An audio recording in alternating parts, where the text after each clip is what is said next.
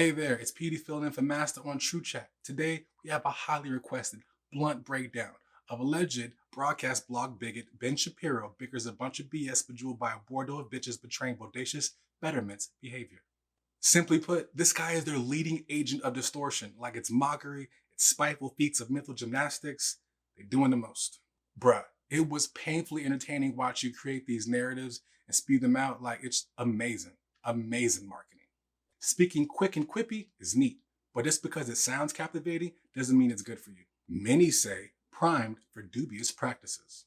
I love a good story, but your team's concoction of debunking kind of sits unwell with me. Generally, I don't like toxic things in me. I try to make things good all around, so I have to digest your shit, filter, and fertilize the other angles that you didn't really properly cover. Okay, so there's a video that is going around on Facebook and on YouTube. It's from Act TV called Systemic Racism Explained. Makes some interesting arguments, and I thought it's worthwhile going through them a little bit. So we're going to play the video, we'll stop it, we'll discuss. This video is brought to you by Ply Paper Plus. This deal won't last much longer. Come on. Ply your order now. Call now. This is Jamal. Jamal is a boy who lives in a poor neighborhood. He has a friend named Kevin, who lives in a wealthy neighborhood.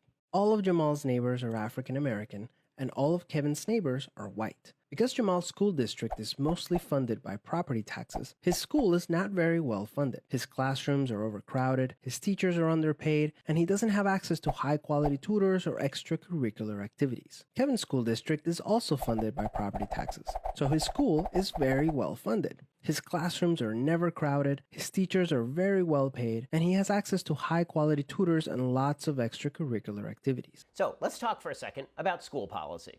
The reality is that if you wanted Jamal to be able to go to Kevin's school, what you'd want is something called school vouchers. Let's break this down for a sec. Following this logic and this reality, public schools are a joke. You know what? Why even have them? The free market can handle education. You want people to be able to move away from their school districts. One of the chief reasons that Jamal is confined to his local public school is because of democratic policy that has decided that you must go to school in the district where you live. And this is also why a lot of people have left lower income areas and moved out to higher income areas specifically for better public schools. So if you want Jamal to have the same educational opportunities as Kevin, perhaps you should have school vouchers for private schools. The school voucher system, in practicality, is a litany of church loopholes and private school scams and state corruption. A debated Supreme Court ruling from 2002 gave states the rights to claim dibs on public funds. This same system offered bailouts to private schools. Some that have yacht clubs and horse break dancing, satanic cathedrals, and music classes. All this and more paid with public tax dollars. And they're going, Or perhaps you should have charter schools, which is what Mayor Bill de Blasio in New York is fighting against. A bottleneck lottery rat race. Indirectly, NIMBY, not in my backyard. Or perhaps you should break the teachers' unions, which are costing a fortune, particularly on a disproportionate level in areas where they're not spending enough taxpayer dollars. So I'm all for improving Jamal's schools. Spatial profiling. I'm also all for Jamal having all the same educational opportunities as Kevin. Education extortion. The problem is, most Democrats are not. Democrat slam. Kevin and Jamal live only a few streets away from each other. So how come they're growing up in such different worlds with such different opportunities for success? The answer has to do with America's history of systemic racism. To understand it better, let's look at what life was like for Kevin and Jamal's grandparents. In order to understand what's going to happen in this video, you have to understand how systemic racism is being defined. Systemic racism is a really amorphous term. It could mean many things. It could mean that the institutions of today are racist, in which case everyone would oppose them. Or it could mean that all inequality is explainable by racism, which of course is not sustainable. It's not a good argument.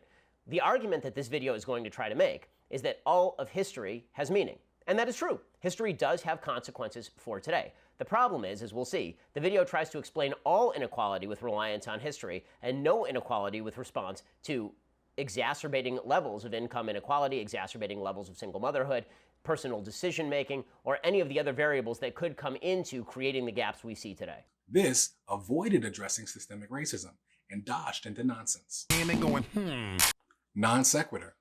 Strategically shaded from acknowledging the ideology of white supremacy fueling levels of systemic racism. The variables? The variables? You want the variables? Oh, you want some variables? The variables are white supremacy, systemic racism, corporate greed, and willfully blind individuals that perpetuate primitive greed. Decades after the Civil War, many government agencies started to draw maps dividing cities into sections that were either desirable or undesirable for investment. This practice was called redlining, and it usually blocked off entire black neighborhoods from access to private and public investment. Banks and insurance companies used these maps for decades to deny black people loans and other services based purely on race. Historically speaking, owning a home and getting a college education is the easiest way for an American family to build wealth. But when Jamal's grandparents wanted to buy a house, the banks refused because they lived in a neighborhood that was redlined. So Jamal's grandparents were not able to buy a home, and because colleges could prevent them from attending through legal segregation, their options for higher education were really scarce. So let's talk about redlining. Redlining became illegal in the United States as early as 1968. Banning something doesn't mean it's actually applied by all persons. China banned Winnie the Pooh. The Equal Credit Opportunity Act was followed by the Home Mortgage Disclosure Act of 1975, which was a predecessor to the Community Reinvestment Act, both of which were an attempt to ensure that people who are living in low-income minority neighborhoods could actually get loans. Redlining became illegal in 1968, 1975, 2012, and more. All of it was made because systemic racism was being lawfully implemented. Each additional addendum just shows how much more determined white supremacists were to find a loophole to be selfish and mean. Jim Crow, in reality, just highlighted that racist laws kept manifesting like hydra heads. And they going, And these things were very effective. In 1992, researchers at the Federal Reserve Bank of Boston tried to look at the data. They collected information on some 30 variables related to lending decisions. Effective, huh? You could always get a coon or a junkie to say something's effective. And that justifies all other issues when you got a token ticket. You warp your own statistics to your liking. They found that virtually all of the difference between minority and non-minority denial rates was explained by those variables. A reanalysis of that information found that black-owned banks were actually lending to white-owned businesses at higher rates than they were lending to black-owned businesses. Black banks gave more money to white persons. You want a cookie? So does this prove that blacks have been counter-racist and racism doesn't exist? Furthermore, if it seemed that banks were discriminating against black borrowers on the basis of they needed to have higher credit qualifications, what you would see is lower default rates from black clients of banks, from people who are borrowing money from banks in the black community. There are zero studies that show any of this. They could do a lot of things if they just clicked their bootstraps 3 times. They could build a colony on Uranus. They could time travel and stop ignorance. They could get with the program.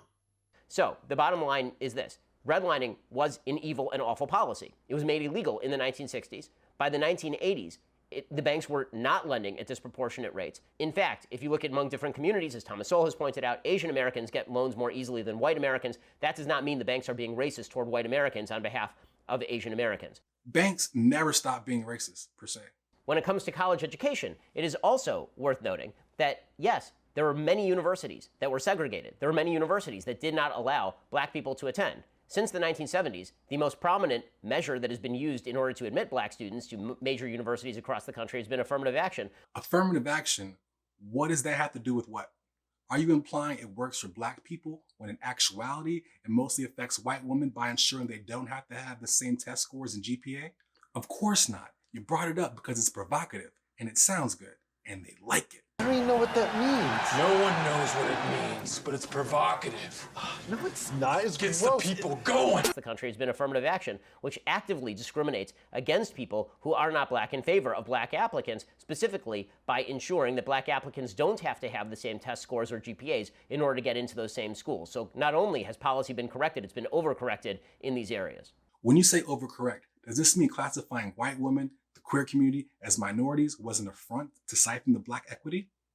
Contributing all inequality to systemic racism is not the issue. Systemic racism is the issue, and the symptoms are inequality.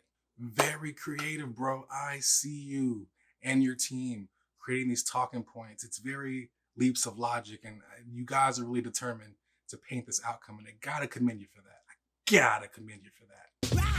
Like a dungeon dragon, like a dungeon dragon.